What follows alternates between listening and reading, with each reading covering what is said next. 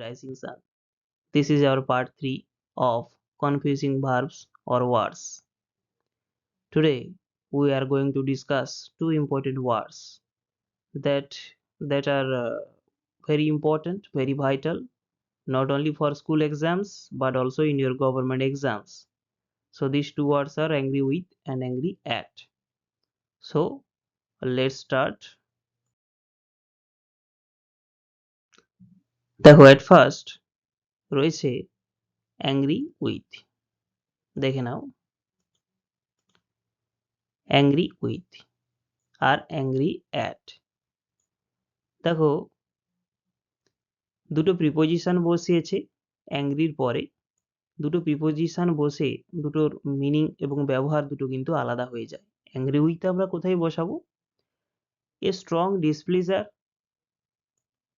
অ্যানোয়েন্স or hostility directly towards a specific person. Angry with আমরা ব্যবহার করি একটা প্রবল একটা অনীহা, ডিসপ্লেজার, একটা অ্যানোয়েন্স বিরক্তি ভাব, হ্যাঁ, প্রতিকূল কারোর প্রতি একটা খারাপ মনোভাব, কারোর প্রতি বিরক্তি ভাব, কারোর প্রতি অনীহা, হ্যাঁ, directly to A specific person, সেটা যখন কোনো একটা নির্দিষ্ট ব্যক্তির প্রতি ডিরেক্টলি হয়ে থাকে সেক্ষেত্রে আমরা অ্যাংরি উইথ ব্যবহার করব। ঠিক আছে, কোনো একটা স্পেসিফিক পারসনের প্রতি অ্যাংরি উইথ হয়ে থাকে। যেমন he is angry with me for breaking his glass, তার গ্লাসটা ভাঙার জন্য সে আমার প্রতি রেগে রয়েছে। He is angry with me for breaking his glass.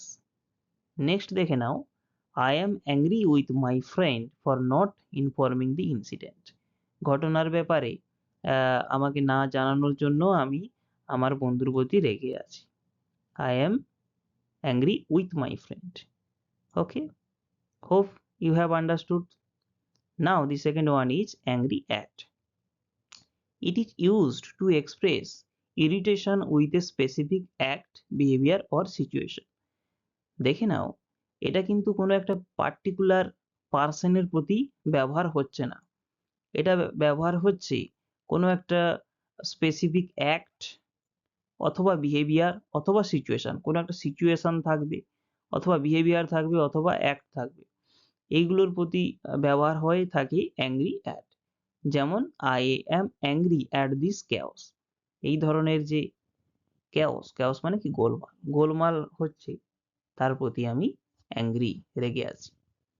He is angry at the decision made by the committee, কমিটির দ্বারা যে সিদ্ধান্তটা নেওয়া হয়েছে তার প্রতি সে রাগান্বিত।